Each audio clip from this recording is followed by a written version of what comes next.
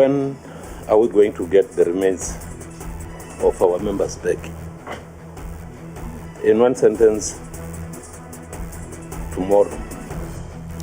Umkhosi wezokhuselo weli unqinile kuba imizimba yamajoni ali-14 awele edabini kwelase-DRC iza kubuyela kweli loMzantsi Afrika ngomso.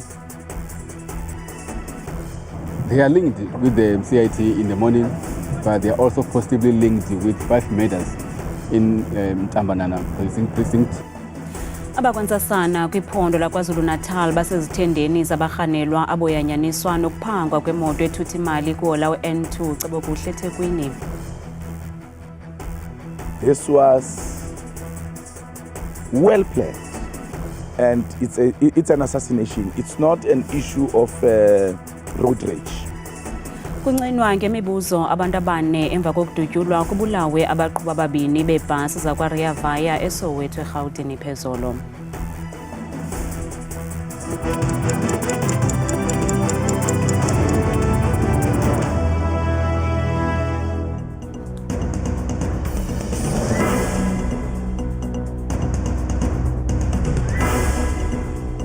Sinamkele kwindaba zethu Andambe Ndodwa, Ndaba Nokuphumza Sikhumba noyitoliki yolwimi lwezandla Bhotani Mzontsundu. Iza kubuyiswa ngomso imizimba yamajoni ali-14 eli loMzantsi Afrika aswelekele eGoma kwilizwe lase-DRC okukuvakele ngethuba umphathiso wezokhuselo weli kwakunye nesigqiba sakhe benika ingcazelo epalamente ngokuphathelene nemeko yase-DRC nokutyalwa kwamajoni eli. Kuhlisenwe kusonyiswana namhlanje iParlamente njengoko umphathiswa wezokhuselo Angie Motshekga ebenikezela ngencazelo kuphathelene nokutyalwa kwamajoni eli eDRC. Amalungu eParlamente ahlaba amadlala kutyalo lwalamajoni eli kananjalo ekwabuza ngeqhinga lokuhlangula lawo asaphilayo. Our soldiers are trapped there, and when they are trapped there, I should think there's a plan. Though I won't want to hear the details, but the issue is that we are all concerned to say if now they are surrounded there, likelihood of them running short of food, and now that we know that Goma now is a no-fly zone, I hope there's a plan to say how do we rescue our soldier there.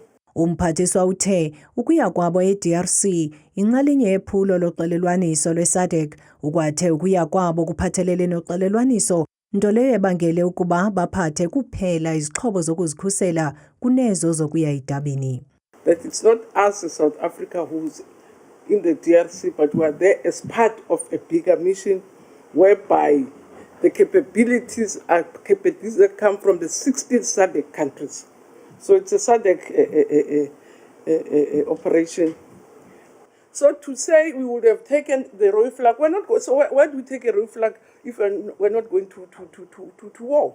What we take is things that like we were attacked to protect ourselves. So you take enough to protect yourself, but you don't take your firepower to a country as if you're going to war with that country. We're not going to war to that country. Whether we call it peacekeeping or what. In our understanding is peacekeeping. That's why we didn't take our fire.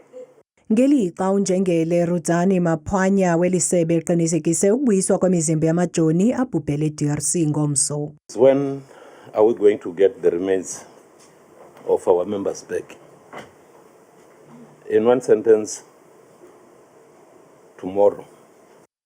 Unjengele ukwaphendule kumbuzo wengqeqesho yamajoni eli nalapho athe ukonzakala kwawo akuphathelananga nokungaqeqeshwa ngokwaneleyo.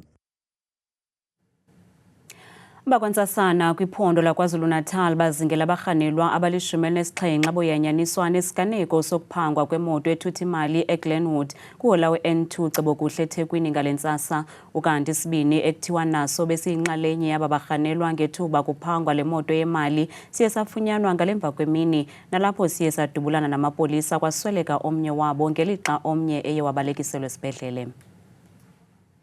Abakwantsasana bathelwe tsuphe ngophango lwemoto ethutha imali olwenzeke ngalentsasa kuhola u-N2.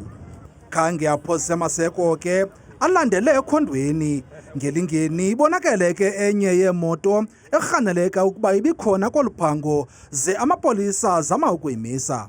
Le moto khange ifune ukumisa koko amadoda ebengaphakathi evulele ngembumbulu kumapolisa aphindisa ke amapolisa kwaqhumuthuli.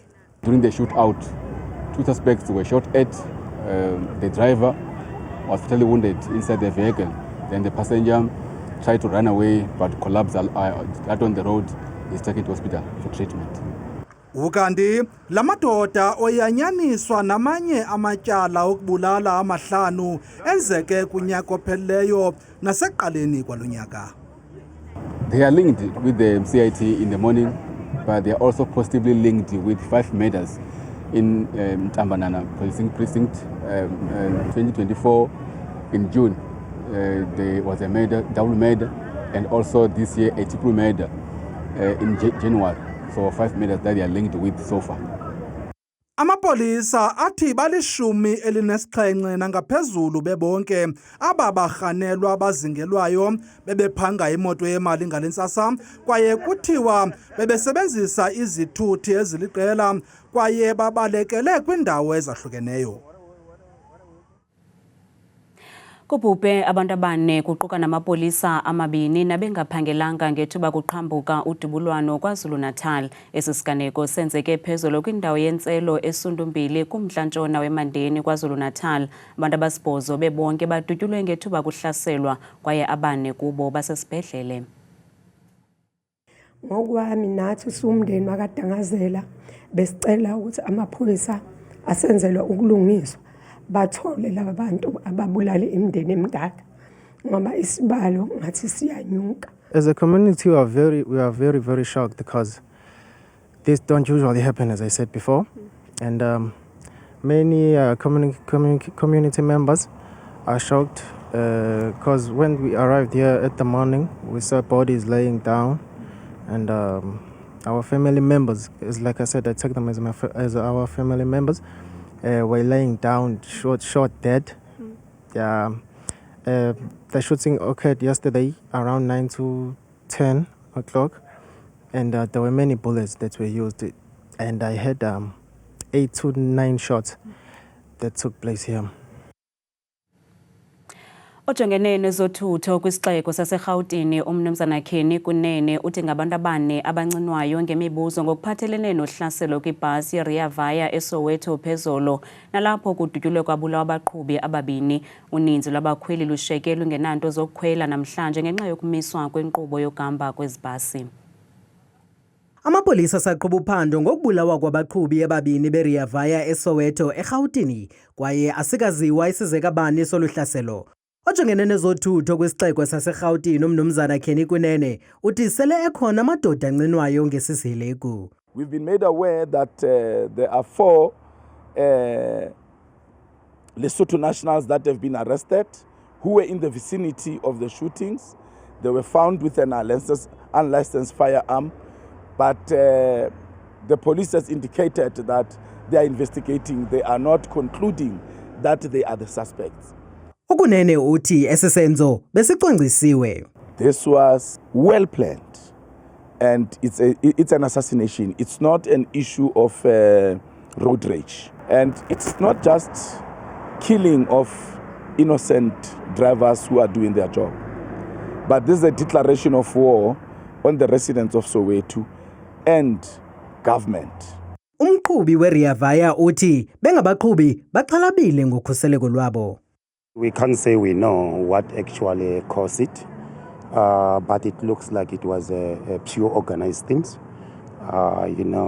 because you can't have 2 assassinations same time, different places. Kusenjalo abakhweli bathi batsale nzima kakhulu ngalentsasa. Isafekte kakhulu ngoba sinabantwana abasebenzisa iRea Vaya kuya esikolweni baqeda ukugqwalisa amacoupon wabo ukuthi bakhona ukuya esikolweni khona manje kufanele sikhiphe imali yamateksi. Ezibhasi zeRea Vaya ziza kuqalisa ukuhamba kwakhona ngomso phantsi kweliso elibukhali labezomthetho. Liyenyuka ezinzulwini zobusuku ixabiso lamafutha kwaye zombini iintlobo zepetrol ziza kutyabula kakhulu epokothweni. U95 kunye no93 baza kunyuka nge-82 cents ilitha, ze idiesel inyuke nge-105 cents ilitha, ze iparafin inyuke nge-97 cents ilitha.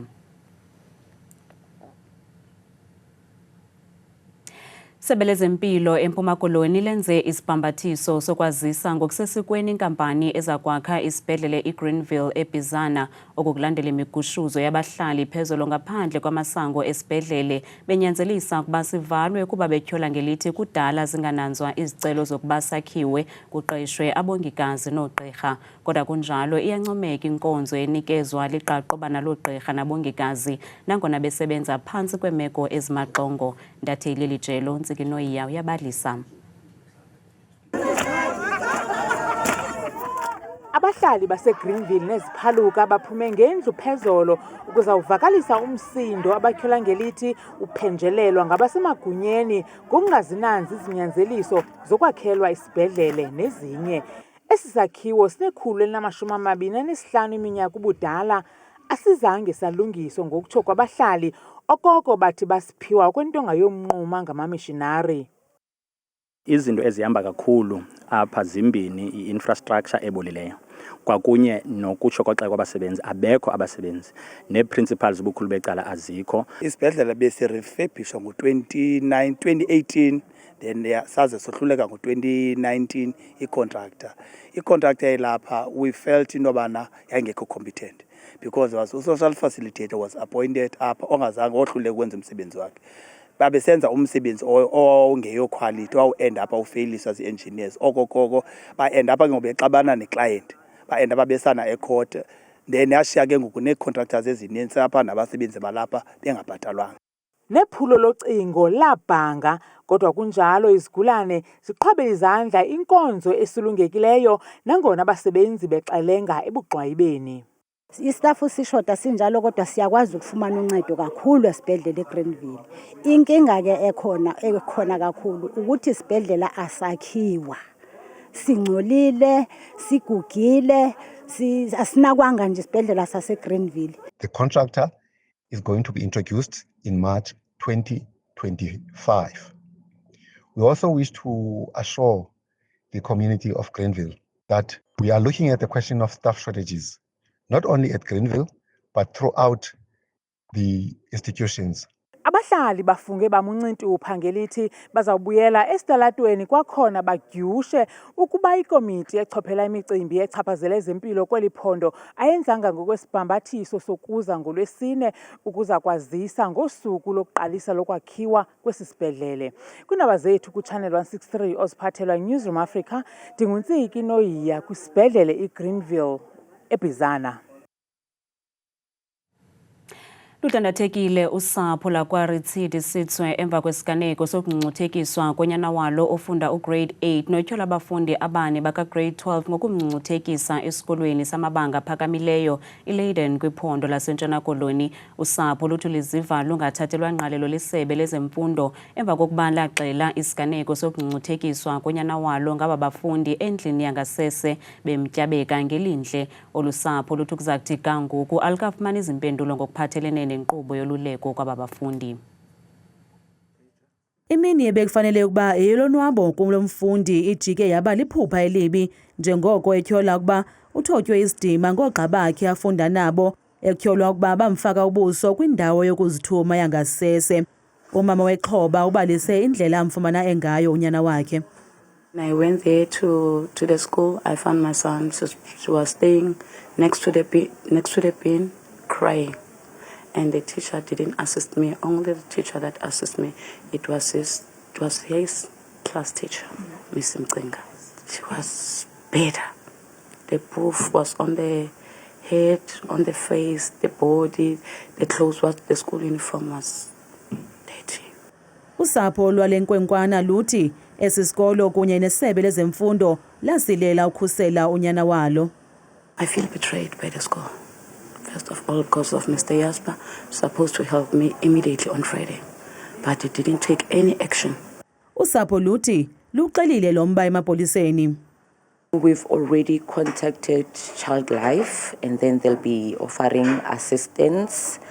Now we will be contacting the Human Rights Commission to see what they can bring to the table. Umbutho iParents for Equal Education South Africa uthi lanyashwa ilungelo lalomfundi. The fact that the school handled this matter so cold, they exposed this child and let him stand outside until his parents come. There was no comfort. This is just a child. So where is the humanity in all of this? Isebe lezemfundo eNtshona Koloni lithi ibhodi yesikolo isaqhuba ngophando. We have made contact with the parents as well of the victim and have assisted the parents with regards to a transfer to another school. We have also provided counselling support for the victim. Abazali abanabantwana abafunda kwisikolo esijongene nengxaki yeziseko ezingekho mgangathweni eSanjonisi eMpuma Koloni bayasebenzisana ukwakha amanye amagumbi okufundela kwesi sikolo. Bathi badiniwe ukulindela urhulumente weliphondo kuba afezekise izithembiso zakhe zokulungisa amagumbi adilikayo. Njengoko umongameli weli umnumzana Cyril Ramaphosa kulindeleke kuba enza intetho yesizwe ngokuhlwa ngolwesine, abahlali bathi ixesha lokuthetha liphelile. Abazali baseSanjonisi eMpuma Koloni nabanabantwana abafunda kwisikolo iThekwini Junior Secondary School bathi kudala bathenjiswa ngurhulumente waseMpuma Koloni ukuba uza kuyilungisa imeko yesi sikolo. Kwaye kwesi sikolo abafundi abangaphaya kwama800 bafundela kumagumbi amane.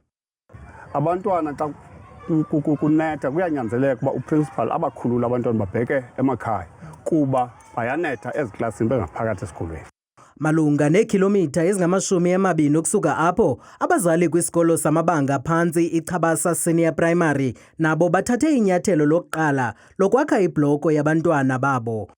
Abasebenzi abazali uyayiqonda imeko yasemakhaya uyabona bayahlupheka but ke umuntu into xa eyifuna uxolela ukulala engatyanga uyabona. So ke bazama olohlobo ke abazali beplanisa bayakha ke yalolu hlobo ke ululo. Kule minyaka ingama-30 idlulileyo, urhulumente uzibophelele ekuphuculeni iziseko zezikolo ezifana naseChabasa neThekwini. eMpuma Koloni amagosa athi amenzile unako kodwa kusekho imicelimngeni ebalulekileyo.